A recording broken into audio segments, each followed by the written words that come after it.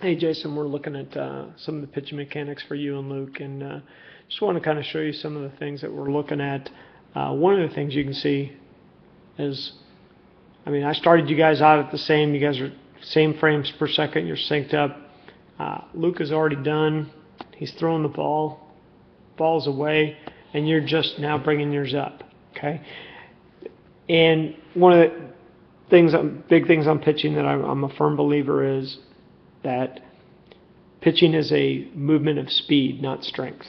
And if you want to throw fast, you got to move fast. And if you're moving slow, you're throwing slow. So take that for what it's worth.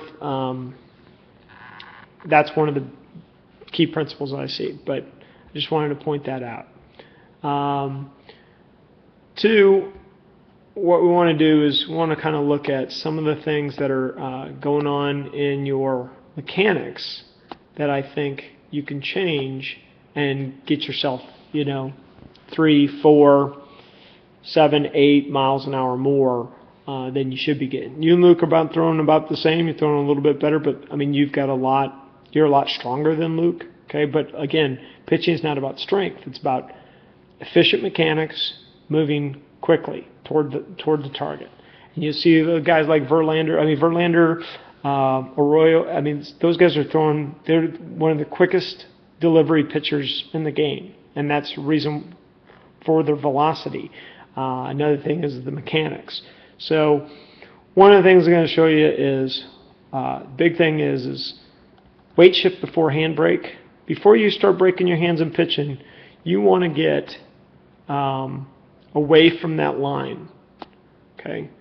One, you want to make sure that you start over that line, and as you can see, Luke never really brings his weight back, and that's what we're trying to work on with him.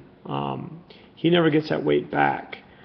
He does a good job shifting it out now, and he gets away from that line, but he still needs to work on that. Okay. Whereas yours over here, you do a great job of getting all your weight over that back leg. Okay. But as you go to handbrake, I'm going to get rid of Luke here. Oh, lost my line. As you get to handbrake, there's a little bit of weight shift there, but not much.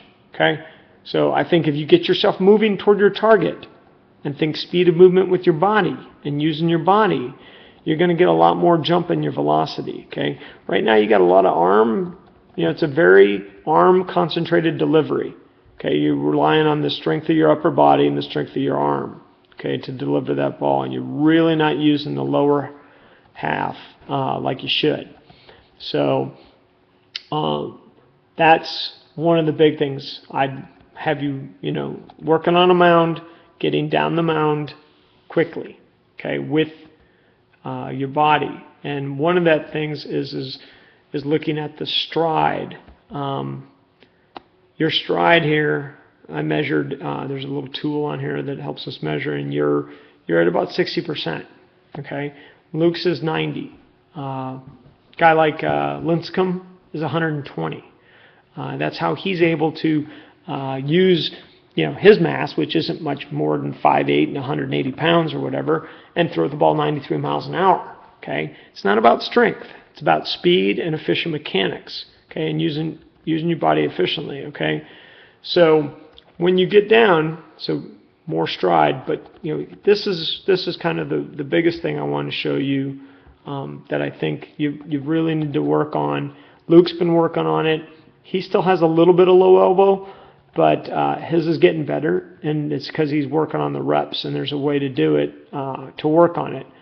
But what's happening here is you get this big old shoulder tilt. Okay, you see that shoulder tilt there, and it's going to drop that elbow down, and you never get it up. And this part is a big marker for forearm stress, elbow injury, leading to a shoulder injury. You can see where your shoulders are. You can also see that you're still tilted. You're still tilted back a little. Still tilted back a little bit, where the front shoulder actually should be going the other way. The back shoulder should be up higher. But there's a big gap here between the elbow and where your shoulder is. Okay, and that's not good for your arm. That's going to lead to an injury. So very stressful to have the elbow down like that. Okay, and then you can see raise it way up. Okay, so that movement there is very stressful to your arm. Okay, that's the biggest thing I think you really need to work on, and I can show you what Luke's working on to change that, and it's helped. I've seen him in better positions, but his elbow isn't too bad here. But he's been in better positions. He's still working on that. But you can see getting there, getting that elbow to shoulder height, and keeping those shoulder kind of square and not leaning back so much. Okay, you can see his torso kind of more upright. Okay. Back to you. So that's one of the main things you can see, that stride and that low elbow. And what that ends up causing is there's really no momentum here. You do a good job bracing on the front leg. I mean, you don't want to get your stride out too much to where you can't brace, but you can see here you're braced up, okay, and it never moves forward. Okay, and that's one of the key markers we look for as well. When it landed, the knee was kind of out a little bit over the toe, a little bit ahead of that foot line, but that's a minor thing. But you can see in your release here, you can see the angle of, there's really no, let me bring in Luke, and he doesn't, that's one of the things he does really do. That releases out, and you can see the angle of his body, from his back leg all the way out through to his hand, and where yours is a little bit more upright. And what that leads to is it's a show of momentum. You can see his back's a little flatter, and it just means he's got a little more momentum going toward and getting that torso, because the torso is what really accelerates the arm. The torso, accelerating that torso through, is what accelerates the arm. So those are a couple of things.